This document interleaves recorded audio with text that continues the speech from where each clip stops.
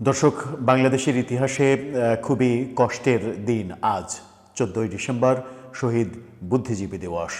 1971 সালের এই দিনে আমাদের বুদ্ধিজীবীদের নিধনে নেমেছিল পাকিস্তানি বাহিনী। বুদ্ধিজীবীদের স্মৃতির প্রতি শ্রদ্ধা জানাচ্ছে প্রথমেই। এই বুদ্ধিজীবী দিবসের একেবারে প্রাক্কালে গত রাতে ভয়াবহ একটা খবর এসেছে সুদান থেকে, যেখানে আমাদের শান্তিরক্ষী মিশনে আমাদের সৈন্যরা রয়েছে। সেই শান্তিরক্ষী মিশনে অংশ নেয়া সৈন্যদের 6 জন নিহত হয়েছে, আরও 8 জন আহত হয়েছে। সংবাদের শিরোনামটা, ফটোকার্ডটা আপনারা দেখে নিতে পারেন। সেই খবরটা আমাদেরকে ব্যথিত করেছে। সুদানে নিহত সৈন্যদেরকে, যারা শান্তিরক্ষী মিশনে অবস্থান করছিলেন, তাদের এই অকাল প্রয়াণে তাদের প্রতিও শ্রদ্ধা জানিয়ে শুরু করছি আমাদের আজকের ভিডিও। আলোচনার শুরুতেই যে ব্যাপারটা নিয়ে বলতে চাই সেটা হচ্ছে যে একদিন আগে ওসমান হাদি তিনি গুলিবিদ্ধ হয়েছেন। তাকে নিয়ে নানা ধরনের আলোচনা চলছে।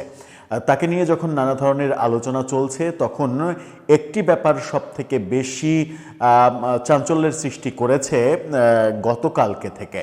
সেটা হচ্ছে যে ওসমান হাদি এই ঘটনা ঘটার আগেই গণমাধ্যমে বলেছিলেন যে রিকশায় চড়ে যাওয়ার সময় তিনি যে কোনো সময় আক্রান্ত হতে পারেন।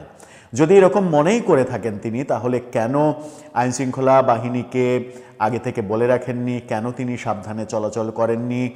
সেই ব্যাপারগুলো যেমন আলোচনা হচ্ছে, কি বলেছিলেন তিনি সেই গণমাধ্যমে, সেটা আলোচনা করব। পাশাপাশি তাকে এই গুলি করার নেপথ্যে যে দুজনের কথা বলা হচ্ছে, তাদের একজনের পরিচয় বিভিন্নভাবে প্রচার করা হচ্ছে।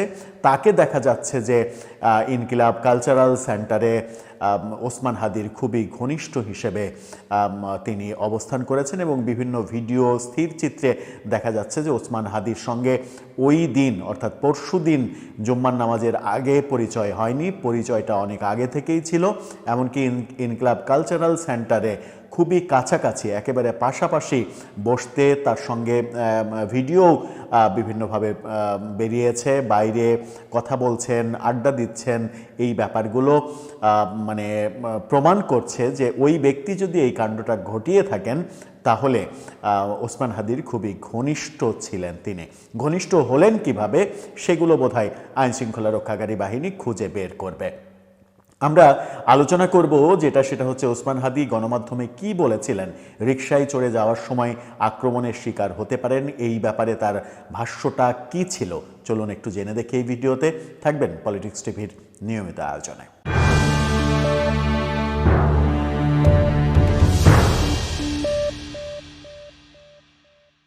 দর্শক, বলছিলাম ওসমান হাদির কথা, যিনি হাসপাতালে মৃত্যুর সঙ্গে পাঞ্জা লড়ছেন। গত রাতেও নিশ্চিত করা হয়েছে তার অবস্থা খুবই আশঙ্কাজনক।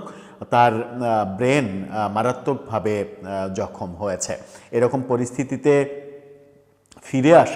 বেঁচে ফিরে আসাটাই যেখানে কঠিন, তেমনি বেঁচে ফিরে আসলেও তিনি কতটা সুস্থ থাকতে পারবেন সেটা নিয়ে সংশয় তো রয়েছে।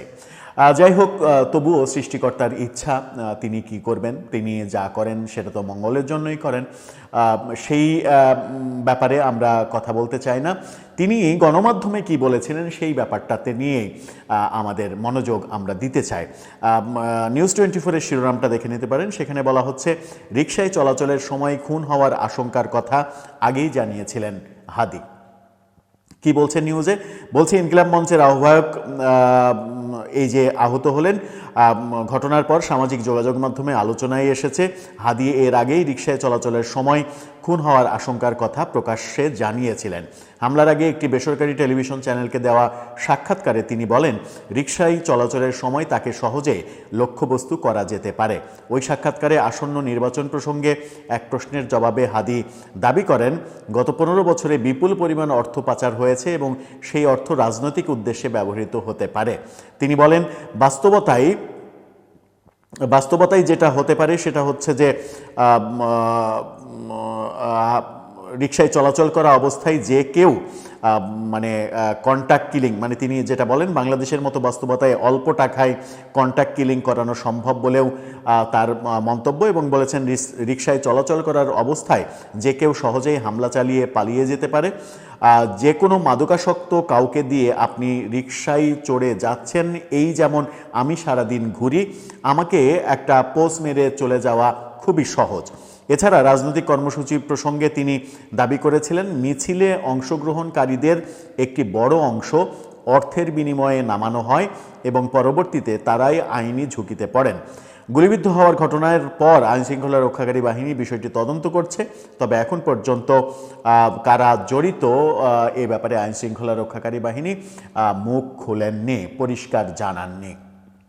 অর্থাৎ একটা টেলিভিশন চ্যানেলে তিনি যে আশঙ্কার কথা বলেছিলেন যে তিনি রিকশায় ঘোরাফেরা করেন, তাকে আক্রমণ করা খুবই সহজ, যে কাউকে টাকা দিয়ে করা সম্ভব, মাদকাসক্ত যে কাউকে অল্প টাকাতে এই কাজটা করানো সম্ভব। আবার কন্ট্যাক্ট কিলিংয়ের ব্যাপারে তিনি বলেছিলেন যে কন্ট্যাক্ট কিলিংয়ের ব্যাপার হতে পারে, এই আশঙ্কার কথা তিনি বলেছিলেন। কিন্তু গণমাধ্যমে বলেছিলেন তিনি কি নিজে ফিল করতে পারছিলেন না যে তিনি মারাত্মক ঝুঁকির মধ্যে আছেন। আইনশৃঙ্খলা রক্ষাকারী বাহিনীকে সেটা বলা কিংবা নিজে একা একা রিকশায় না ঘোরা, একটা রিকশায় সিঙ্গেল না ঘোরা, দলবদ্ধভাবে ঘোরা, এই ব্যাপারগুলো তার মাথায় ছিল কি ছিল না সেটা হয়তো তিনি সুস্থ হয়ে ফিরে আসলে বোঝা যাবে।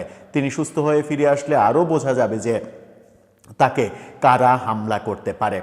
ওসমান হাদির এই আলোচনা যখন চলছে চতুর্দিকে, তখন আমাদের সমাজে সরকার, রাজনীতিবিদ অনেকেই এর মাঝে অনেকেই কিন্তু নিরাপত্তা ঝুঁকির কথা বলছেন। গতকালকে ফেসবুকে আমাদের প্রধান উপদেষ্টার প্রেস সেক্রেটারি তিনি বলেছিলেন যে তার পরিবার তার জীবন নিয়ে শঙ্কার মধ্যে আছে। যদি প্রধান উপদেষ্টার প্রেস সেক্রেটারির জীবন নিয়ে শঙ্কার মধ্যেই তার পরিবার থাকে, তাহলে সাধারণ মানুষের অবস্থা কি সেটা খুব সহজেই বোঝা যায়। এই ঘটনার পরে আরেকটি চাঞ্চল্যকর মন্তব্য করেছেন নুরুল হক নূর। তাকে নিয়ে দেশ টিভির এই ফটোকার্ডটা দেখলেই বুঝতে পারবেন। তিনি মন্তব্য করেছেন নির্বাচনী এলাকায় প্রচারে যেতে সাহস পাচ্ছি না। অর্থাৎ ওসমান হাদির এই ঘটনা সবার টনক নাড়িয়ে দিয়েছে এবং সবাইকে অনেক বেশি ভীত ও সন্ত্রস্ত করে ফেলেছে। এখনই সরকারের এই ব্যাপারে আশু পদক্ষেপ প্রয়োজন, যেন এই ভয়টা মহামারী আকার ধারণ না করে ফেলে এবং সমাজে এরকম ভয় যদি বিস্তার লাভ করে তাহলে সমাজের মানুষ সাধারণ যে জীবনযাপন করা সেই জীবনযাপন করতে পারবে না। এটাই কিন্তু বাস্তবতা হবে। দর্শক, আপনার কি মনে হয় ওসমান হাদির রিকশায় চড়া অবস্থায় আক্রমণ হতে পারে, এই যে আগাম ভাষ্য, এই আগাম ভাষ্যের সঙ্গে ঘটে যাওয়া ঘটনাকে কি মেলানো যায়, নাকি এটা কাকতালীয়ভাবে মিলে গেছে? আপনার মন্তব্য জানিয়ে লিখতে পারেন আমাদের কমেন্ট বক্সে।